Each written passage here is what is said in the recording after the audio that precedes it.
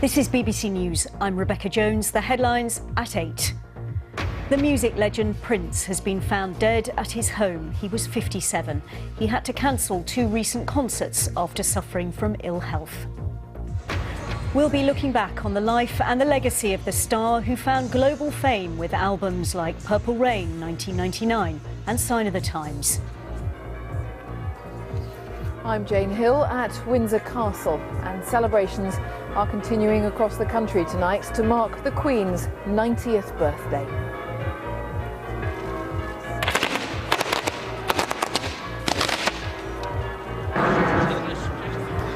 Her Majesty lit this beacon near Windsor Castle, the first of a series of nearly 1,000 around the UK and the Commonwealth.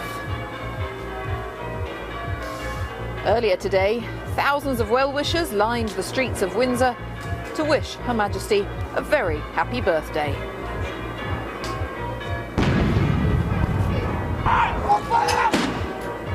"21 gun salutes rang out across London, Edinburgh, Belfast and Cardiff as the nation marks the milestone. And the Prince of Wales gives a Shakespearean tribute to his mother. She shall be, to the happiness of England, an aged princess.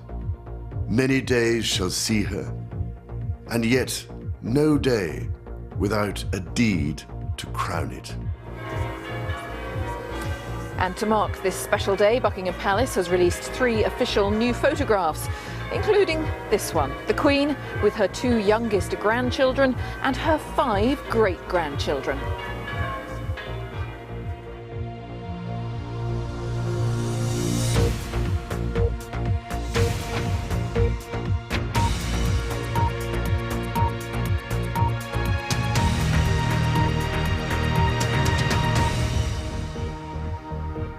A very good evening and welcome to BBC News. The American pop star Prince has died at his home in Minnesota. He was 57. His publicist said he'd been suffering from ill health and had to cancel 2 recent concerts.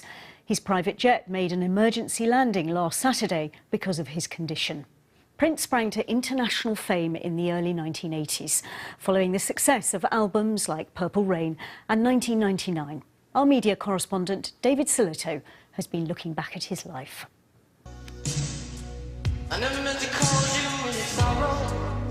Prince, one of the greatest pop stars of the last 40 years, is dead.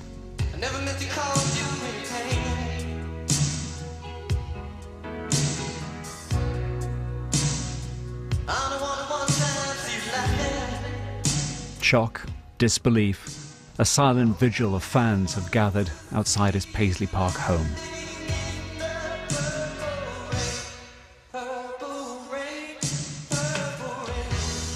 Some of them said they'd seen him only a few days ago, a reassuring sight after hearing of a medical emergency which had forced his private jet to make an emergency landing.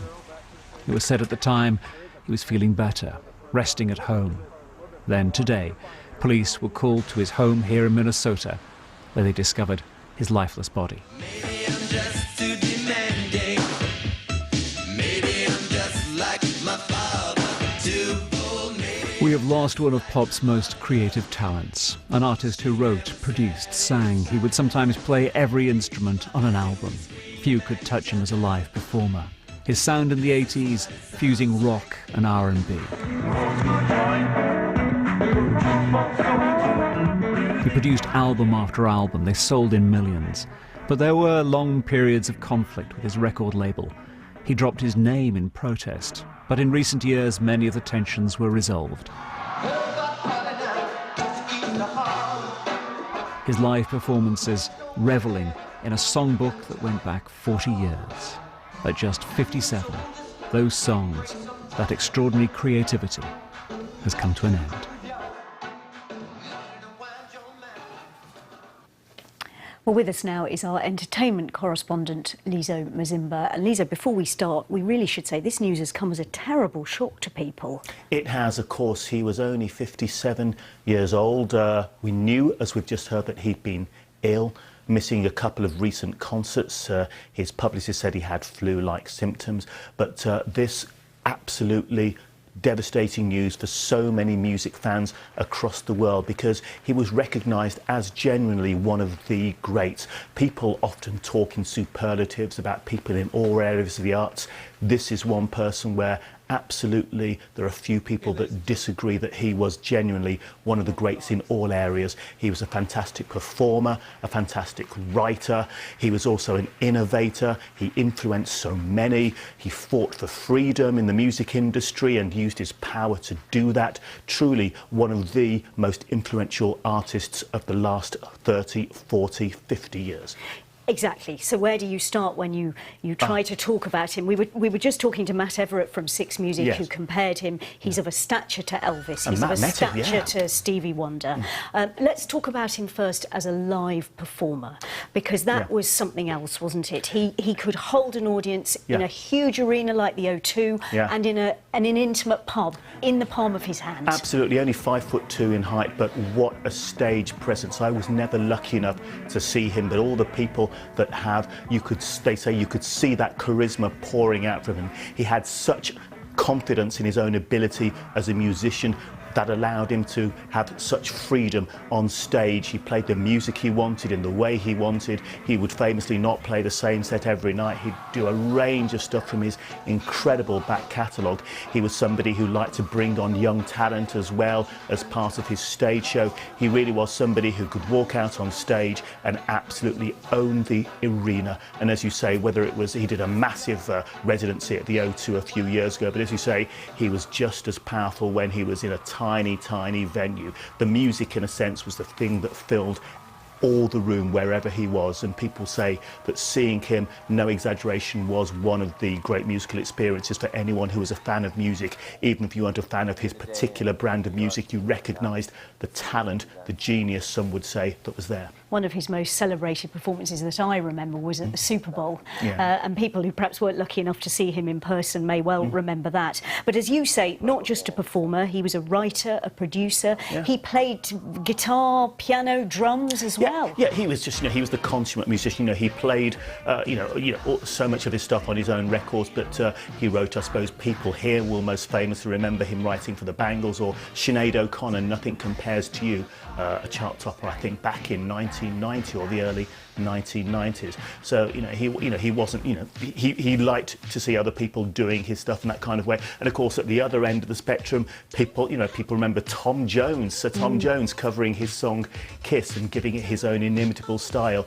He was somebody who wrote a huge range of different kinds of tunes, and the people who worked with said one of the great things that frustrated them often so much was the fact that he was always writing, always performing, and so much of that music we will never get to hear, because he'd write something, they'd play around with it in the studio and say, okay, that's it, never going to put it out, wipe the tapes or whatever, or stick it in a corner. Although we hear there's this vault of unreleased music. Well, yes, this is what people are hoping for, that at least a fraction of that music that we haven't heard may have survived, but not all of it certainly will have. But yes, so maybe in the future people will get to actually celebrate some of the music that they never get to hear, and of course his death means we'll never get to to hear any new material from him, and that's of course a genuine tragedy, but a bigger tragedy for his friends, for his family. Well, we'll be talking to a documentary maker about that vault of unreleased music, and indeed Prince himself, in just a moment. Before we do, though, thank you for that, Lizo. We're going to turn to Los Angeles and our correspondent there, Peter Bowes. Peter, what can you tell us about what else is emerging about this news this evening?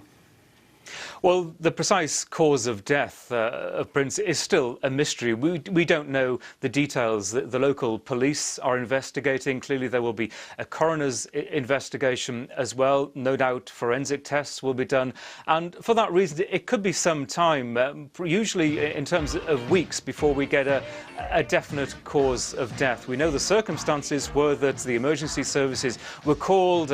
Prince was found unconscious at his home. and he died a short time, or pronounced dead a short time later. He had been ill, he'd been suffering from flu, he'd been taken to hospital, he'd been touring up until recently. He was on a flight and the plane had to make an emergency landing because he needed hospital treatment, but he wasn't there for very long. He was sent back home. We were told that he was resting comfortably, and it seemed that he was going to make a full recovery from flu. And more than that, we really don't know at this stage. That's all pending the police and the forensic investigation by the coroner. But all of that said, still a terrible, terrible shock. People thought that he was otherwise healthy.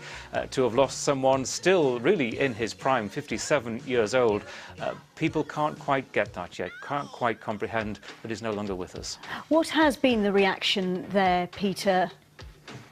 Well, a huge amount of reaction, of course. A lot of celebrities, Hollywood celebrities, musicians, of course, taking to social media to pay their respects and to share their thoughts about Prince. Madonna, she collaborated with Prince on her album Like a Prayer, and she in fact posted a picture of them together on Instagram, and she posted the words, "He changed the world, a true visionary, what a loss. I'm devastated." The Rolling Stones' Ronnie Wood, he wrote, "I will miss a good friend who was so talented. He was such a great performer, guitar player.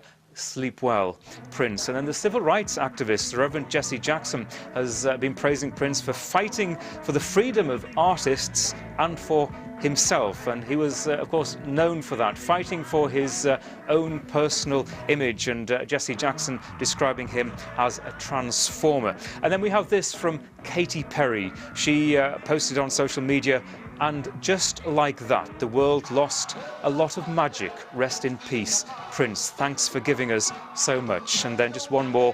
"What a sad day today. Terribly sorry to hear that Prince has passed. What an incredible talent."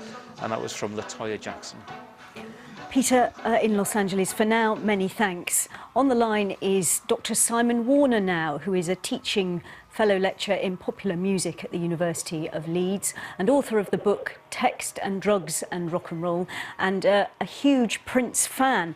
Thanks so much indeed for joining us. I was reading the dedication that was made to Prince when he was inducted into the Rock and Roll Hall of Fame in 2004. He was hailed a trailblazer. The dedication read, "He rewrote the rule book." And that just about sums it up, doesn't it? I think it does. I mean, he was an artist who managed to cross boundaries in many ways. He crossed racial boundaries in all sorts of ways. He crossed generic boundaries. He also brought into play sexual ambiguities. He was something of a chameleon, but he was someone who moved in a very elegant and interesting and exciting way, and he was always hard. It was always hard to predict where he would go next. It's clear from the number of people who are paying tribute to him this evening, the number of musicians. Peter mentioned Madonna, Katy Perry. We've heard from Quincy Jones, Ronnie Wood, for example. He was extremely influential, wasn't he? Yes, he was. I mean, in many ways, he took influences that had preceded him. He had elements of Little Richard. He had elements of Sly Stone. He brought echoes of Jimi Hendrix into play, even Michael Jackson. He brought together all of these sorts of elements, and he went on to inspire others in the 80s, 90s and beyond.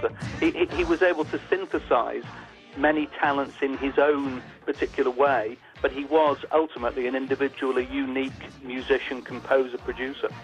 And a performer, of course. And a performer as well, and he was an outstanding performer. We were talking a little bit earlier about his ability to fill large halls and also captivate intimate audiences. I saw the first night of the 31 nights at the O2 in 2007.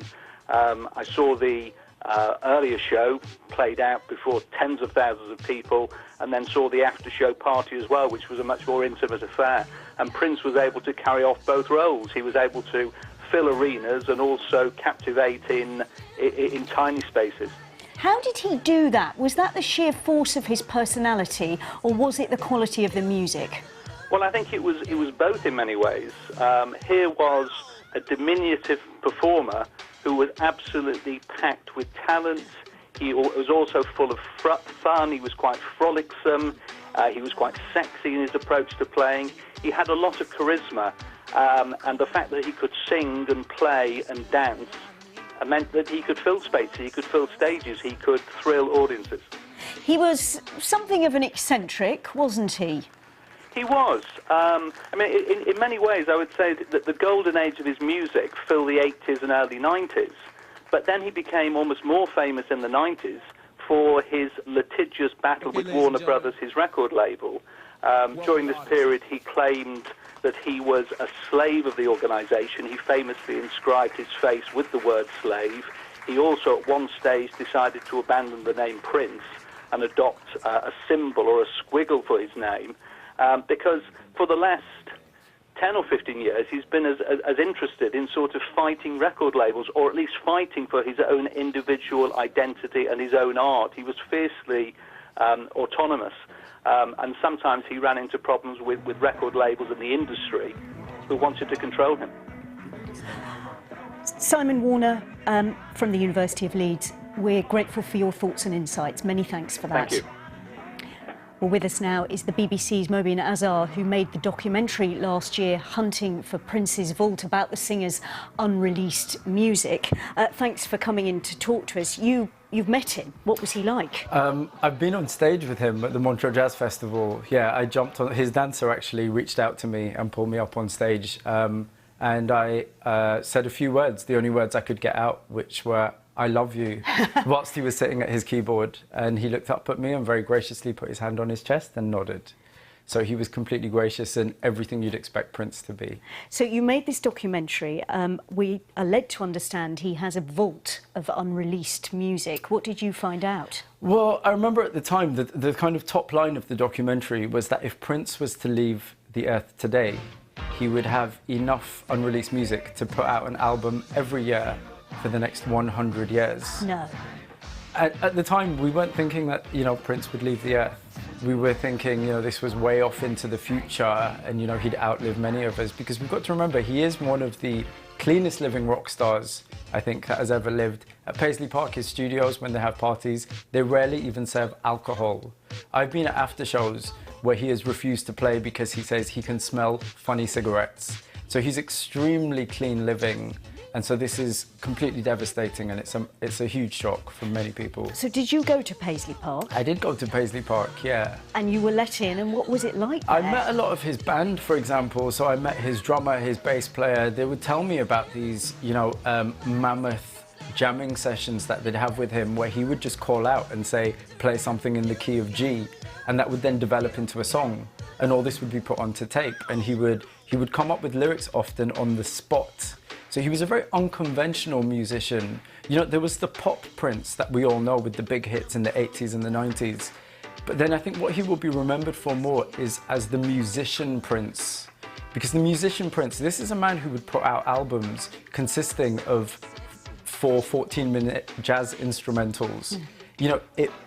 The beginning and the end was music for Prince, and that is what he will be remembered for. He was prolific, as you say, recorded more than 30 albums, but there's all this other music. Did you get to hear some of it? Yeah, a lot of this stuff has been circulating because I spoke to many of his associates. He'd say he was quite careless, so he'd hand out tapes to girlfriends of unreleased music, and then it would end up on the internet years later. So some of this stuff is in circulation. But, speaking to members of his band and speaking to his old tour manager, for example, I think it's impossible for anyone to really know how much music exists in the vault. We know it's many thousands of hours because for example, it's known that he would record all of his live performances. And, every year he was touring. So there's thousands and thousands of hours of live performances, but also lots of unreleased studio tracks, also complete music videos that have been shot. And there are 2 complete movies sitting in that vault that have never been released. So there is an abundance of material that we just don't know about. And can you hazard a guess as to what might happen to it now? I think it's impossible for anyone to say what might happen to it, because Prince, as we've been hearing, is someone who was intensely, he was fixated with control. Yeah. So he wanted control of every single aspect of his career. And he was an independent artist. So there isn't, as far as I know, and as far as many people I think know, there isn't a record company that will now just farm that material. I would hope that he has put someone in charge of this material and that we will get to hear it, because there are many, many treasures, I'm sure, that fans around the world would want to hear. We know he liked to be in control. We know he was a private person. We know from what Justin Timberlake has said about him this evening that he was also a very funny person. What do you think it tells us about him that he did record all this material? And I mean, you're even saying this 2 unreleased feature films. Yeah, I mean, Prince is someone that was driven.